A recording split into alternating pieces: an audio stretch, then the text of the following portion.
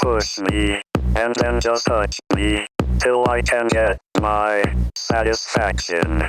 Satisfaction. Satisfaction. Satisfaction. Satisfaction.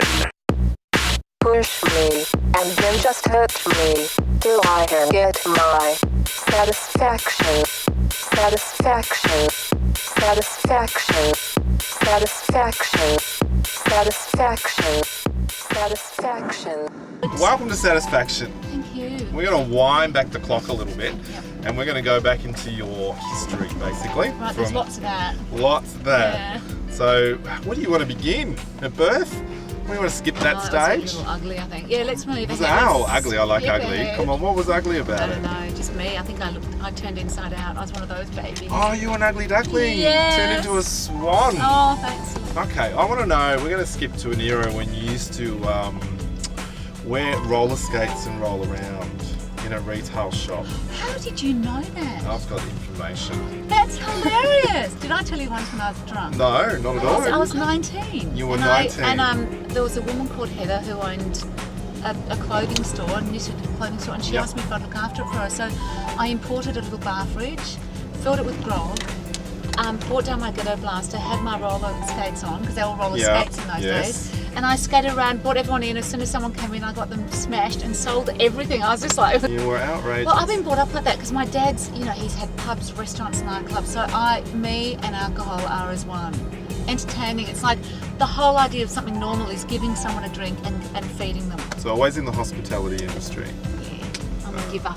You're a giver. Can I take Yeah, the it's jacket getting off? warm Do you in mind? here. It is. Now we can learn to the driver's We haven't checking the even boobies out started.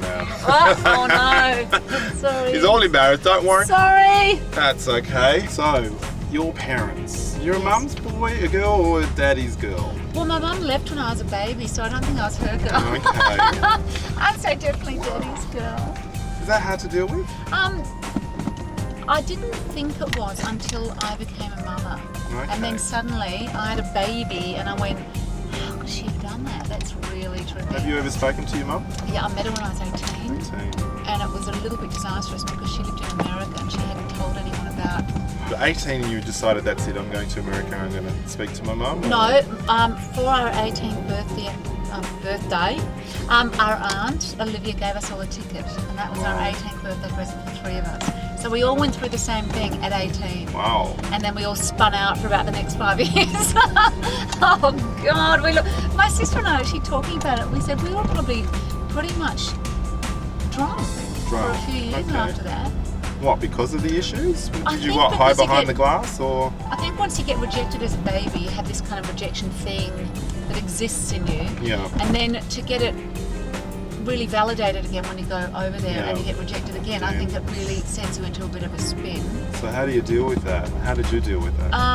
I didn't, and that was the problem. I didn't, because I didn't understand at that stage what it was. It's always Why me sort of syndrome? No, I didn't have that. I've never No? had the victim thing. I just didn't understand what my emotions were. I didn't understand why I felt out of control and anxious all the time. So that took a little bit of hindsight. So who was the stronger out of the 3 of you? We're all strong. Yeah. I'm strong as an ox. Yeah. But being strong doesn't mean not being honest and vulnerable. I think vulnerability is an enormous sign of strength. That would have been a huge thing to go through at such a young age, to sit there and, like, it's a journey and a half, Yeah. and then to meet this person that, you've probably thought about all your life, Yeah. and then confronted with that. Was she what you thought she was when you saw her? I had her on a pedestal and she Yeah. was very, very beautiful, and every time I looked in the mirror I always wondered if, she'd think I was gorgeous and whatever. And when I met her, I just got chubbier and chubbier, and I think it was kind of like a padding thing. Just Right. I'll make myself so horrible that if you reject me, it's not about you rejecting me, it's about me just not being good enough. And I did my head in for a while. I did my own head in. But I think that's a normal process, and in reflecting back on that, it makes you a much more compassionate person. And stronger. And stronger. And wiser. Yeah. And she missed out. Yeah.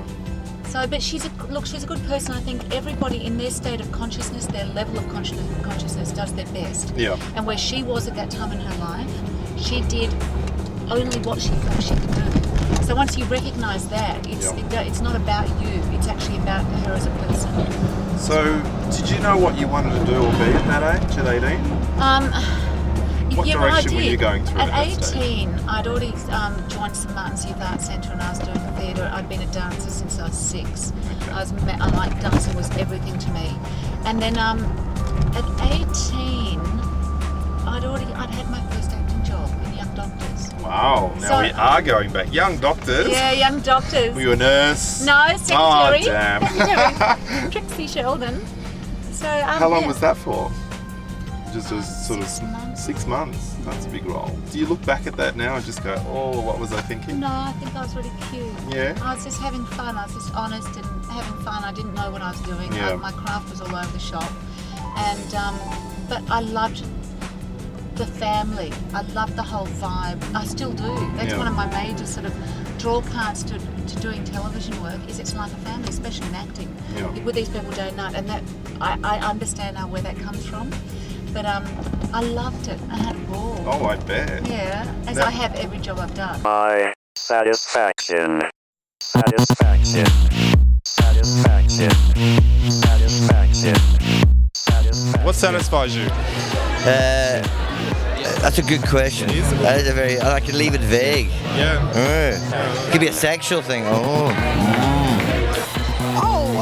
Good champagne, a good fish on the end of the line, a good steak. What do you want? And what satisfies you?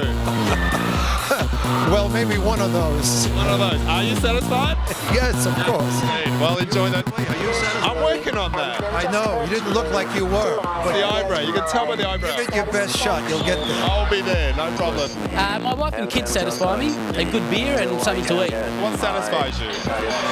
Oh, well, clearly not broccoli. Let me think. I like writing good stuff. I like doing live television. I like having long lunches with friends and getting a bit tiddly, really.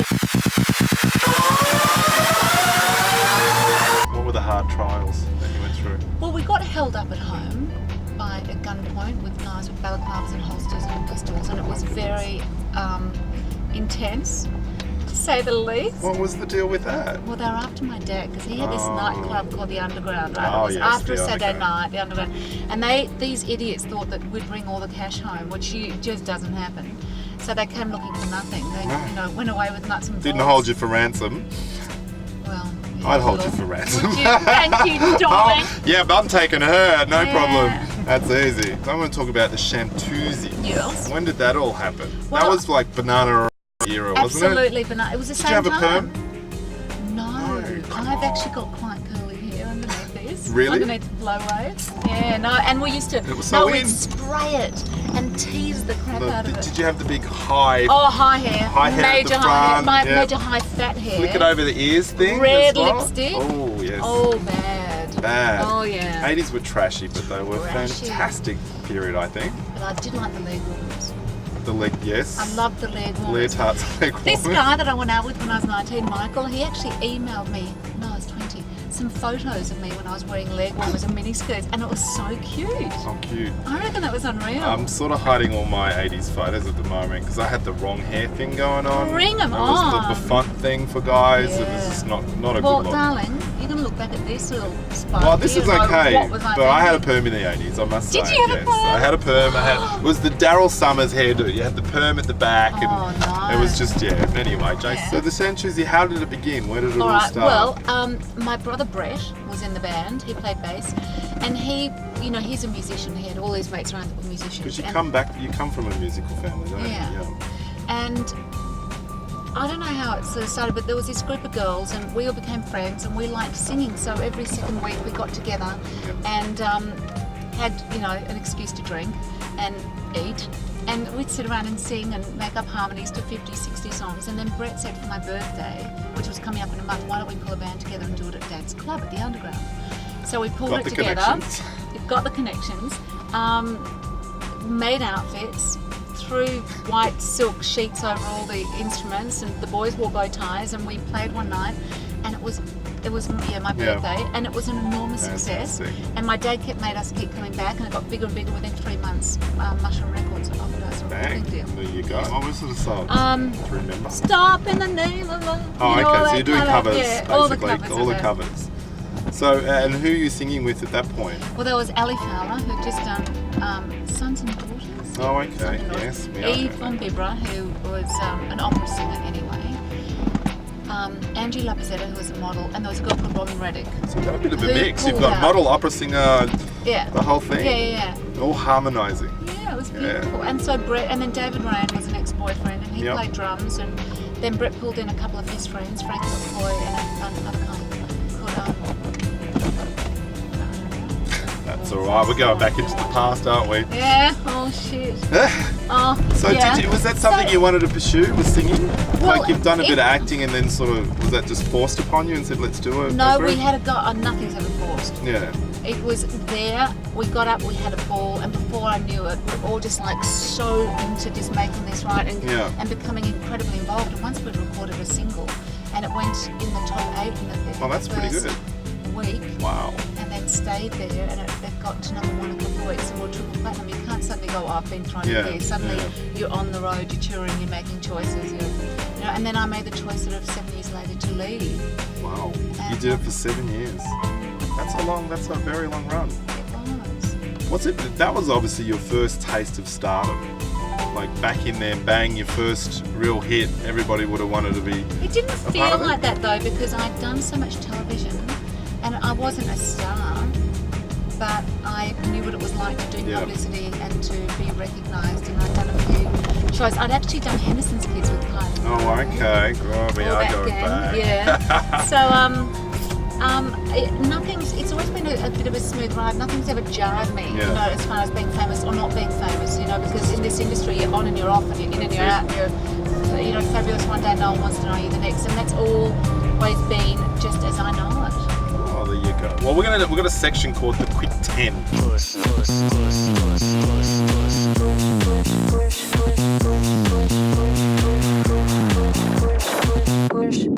Chantuzis or ABBA? Chantuzis. Of course. Hello. House of Bardo or Stingers? Stingers. Stingers, and we'll be talking a bit about that. Sexual or sensual? Sensual. Sensual. Vanilla or chocolate? Chocolate. Prefer vanilla, I don't know Indoors or outdoors? Outdoors. Outdoors. Lipstick or handbags? Lipstick. Lipstick. What's your favourite colour lipstick? Clear. Clear, really? With a tint of something. Okay, luscious. Young or old? Young. Husband or daughter? Daughter. Flowers are chocolate, but you said chocolate.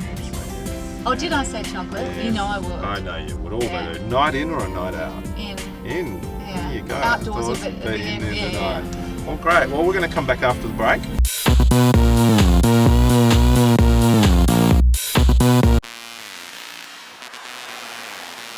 This week on Satisfaction, we're joined here with the lovely Ballarat girl, Chris DeVende. Yeah, you can flip. She's a typical friend. She's a great neighbour. Best of all, she's in the limo with me. So you're watching it this week on Satisfaction. Bonza, mate! Bonza! Chris DeVende, Bonza. What do I go with? Yeah, we're both blondes. Very different. Alright, that's cool. Oh, you had it on the whole time.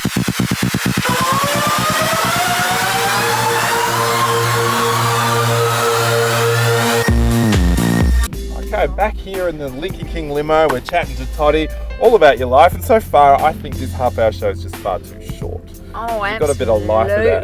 So we're going to skip about what you're doing at the moment. You're doing a few appearances on Channel 9. Yeah, in the House of Bulger. I love That's doing a that character show. and a half. That's unreal, because I don't know who I'm going to be next week, and they just send me a Okay. script through and tell me what my name's going to be, and then I just come up with an accent or something. I love it. It's So what's your much fun. favourite character so that far? I've done? I played an alien An woman. alien? Yeah, and I had all these. We wore white wigs and Yep. black catsuits, and we operated on. I think we were trying to get impregnated by Jane Crawford's character. Yep. And that was really good fun. So I made her English, never so kind of like nutty. Oh, yeah, good it was old good. man, Yeah. yeah. But Fifi at the moment, that's the last character. I think she was kind of German, Russian, come something. I don't know. They like playing up to your character and obviously your life as well, because you are an open book, and that's fantastic. Most people are very private about everything. Is that what I'm doing wrong? Yeah, you got that commercial that you did for the flying doctors, and they're playing the poor Tottie with they're always using the sexual innuendos. Is that because you were on sex TV? Is a lot of that, do you think it comes from that, or? I don't know. I'll let you decide that. Yeah. Because, I don't know. You play up to it though, don't you? No, I don't. No, you don't? I enjoy it now. When I was younger, I used to shy away from it and found it really irritating. But now I just kind of go, well, look, at 42, and if people think I'm sexy and they want to hire me for that, well, God love them for it. It's hard to get work in the industry, full stop. Well, no, it's just fun. You know, I'm not the kind of actor that, I want to be in pain anymore. You go through that in your 20s, and now I just want to have a really good time. And like in Stingers, I didn't play someone sexy, but maybe because that is in me. How did you get to that? Because you play an erotic woman. Do I? God. Is that the character? How do you? I wouldn't have thought so. No? I would have thought she's a little bit trashy, a little bit suburban, trashy, and be quite happy, sort of married to the mob kind of chick. So how do you get into character with that? What do you think? You get the gear on, get the hair, get the lips, see the dialogue, understand the situation, and you're in. Go with the moment. I mean, it wasn't enormous. I can't say that it was an enormous stretch for me. Yeah. But a lot tougher than me. Really? And the Stingers I did a couple of years ago, I played a coke dealer, and she was really nasty. And I love those roles. Love it. So what's your favourite role? Do you prefer the drama side of things, or? It's hard because comedy. I do pizza quite a bit. I was sort of appearing on that, and I love being completely stupid. Yeah. Having just go with whatever happens in front of you, and being completely out there is so much fun. But going I can't believe that pizza hasn't won an award yet. I know what's going on. They're so talented. I mean, they're fun guys. Oh, they're unreal. And they basically give you an idea. And they go, and this is what you're going to wear, and let's go. Yeah. And it's fantastic. I love working with them. And then going and doing Stingers, it's incredibly satisfying because you take this story off the page and you see what you see in it and work with, Peter Phelps is amazing to work with. And he's a friend as well, but when you get on set, the friendship takes a back seat, and the characters come in and it's work. And I got a lot of satisfaction. Actually, when I got that role, I was really quite moved because everybody had me on the show, and it was really good for me. You just answered the question, are you satisfied? You said you got satisfaction. I did get That's the name of the show. The only thing that was dissatisfying was we had to do post-syncing, which is when you go back into the studio and you have to do your voice again over your mouth moving. And that'd be hard. I think you actually get better at doing it the more you do it. And my acting career in the last few years has been very broken. It hasn't been on a great flow, so it is a bit tough. What is it you'd want to do? What's the ideal job or role that you want to do? That's interesting because I've been asking myself that because I lost a few years. I had chronic fatigue for 4 years, and I had to literally pull out of life and take another snapshot at what I wanted to do. I love being in a series. I love the environment. I love the work. Is there stability with it that comes with it? There's stability, but I guess, I've done quite a lot of theatre and musical theatre, and I don't want to travel like that at the moment with Layla, my daughter at that age. I just don't want to. And I'm very into, I teach meditation, I do corporate speaking and teach how to deal with stress, and meditation is a huge part of that, and I'm actually recording some meditation CDs. Great. And that's a very big, the spiritual side of things is an enormous pull for me and fascination for me. So meditation. Meditation's a big thing for me, and I think that's what really got me through all my kind of like the roller coaster. It's very grounding, and I've been doing it. I started when I was pregnant. I've been doing it for 12 years. Wow, that's a long time. And it feels like I've just begun, because the more you learn, the more you know, the more you realise there is to know. And especially with anything to do with energy and energy healing and working, the inside job is the biggest job. So when you say you're doing some meditation CDs, what are you actually producing, the music, or no? I'm actually at the moment I'm sourcing the music. I write the meditations, and I'm focusing them. Well, the first lot are going to be towards beginners, sports people. What? Meditating. No, absolutely for beginners. not. How to, I think hard's not the right word, because it actually gives you an enormous sense of freedom. Yeah.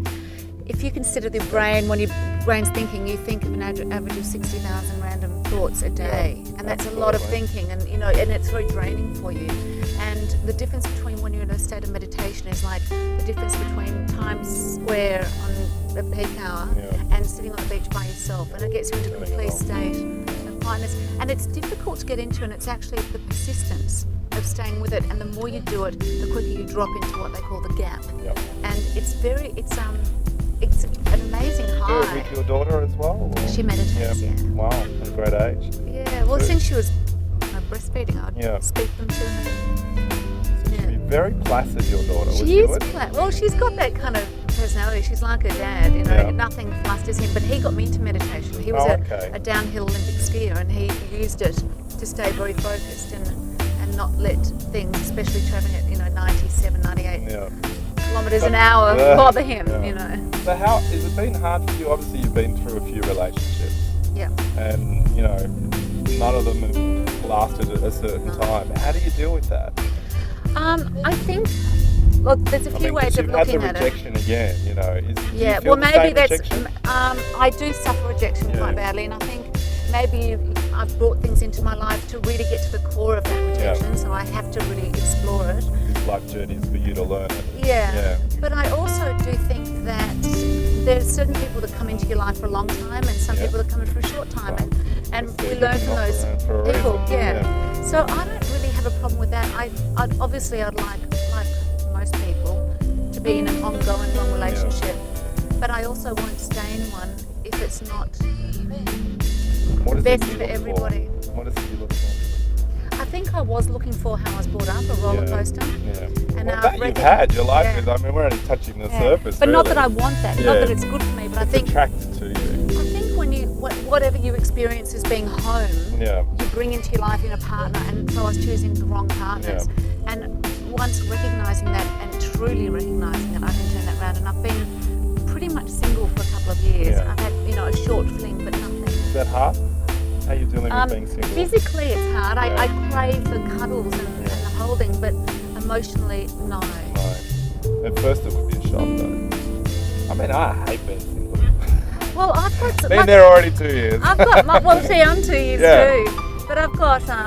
I did have one interlude, and it was so exhausting that I just sort of went, oh my God, I remember, and it was painful. But I have my daughter, and I've got... So that you've got a distraction. And I have, my faith. I believe in God, and I feel very connected on a universal level. I don't feel isolated. But I am ready. Ready. We can always we cuddle. can do it. Yes, we can cuddle. We're good at that. Or maybe we'll just put it on. Anyone offers out there? No, I just want to get it right this time. I want to be a little more discerning. And when I feel every single time it hasn't worked, on some level I've known my instincts have been quite attuned, and I haven't listened. I've ignored my instincts because I've wanted to be in a relationship.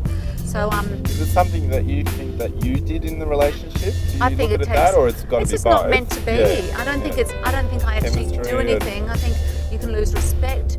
You can have different lifestyle patterns, smoking, drinking, drugs, and suddenly these things come out, and you go, well, that doesn't work for me anymore. So I don't think it's anyone's fault. I just think you've got to look at a lot more of the ingredients in a relationship. You had what I would call an extremely colourful life, I must say. Where do you go from here? Where do you want to go? What's your journey from now? I just, as I get older, I just think the 40s are going to be fantastic for me. And I feel much more settled as a person. And you've really embraced the 40 factor, I must say. Most people have this age problem. Oh, I'm hitting 40. Whereas you look 29. You haven't hit 40 in your mentality, I don't think, because I feel I have. Really? I've got a young soul. I've got a young spirit. Definitely. But I'm definitely a lot more underneath all this, however I come across, is I feel quite settled now, and I feel much more womanly, and I much prefer it. So is your 40s your best period then, you think? More so? I'm only early into the...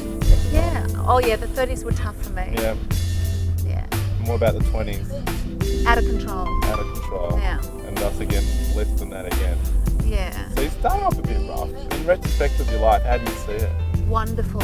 I bless it. I loved every moment of it. And even the bad stuff, it's made me a much more compassionate person. And I think that's an enormous part of having a successful life, is connecting with other human beings. And if you haven't had experiences, you don't have a lot to connect with. Exactly. So no regrets at all. No. No. None. Is there anything you'd want to do again? Like if you went, oh, if I could just go back and do something different. I'd like to be able to have a child with a family and not bring my child into a broken family like I had. We're out of time, unfortunately, and I'd love to spend another hour with you indeed. We can do that Maybe later. a lifetime. Yeah. Well, thanks so much for being a part of the show.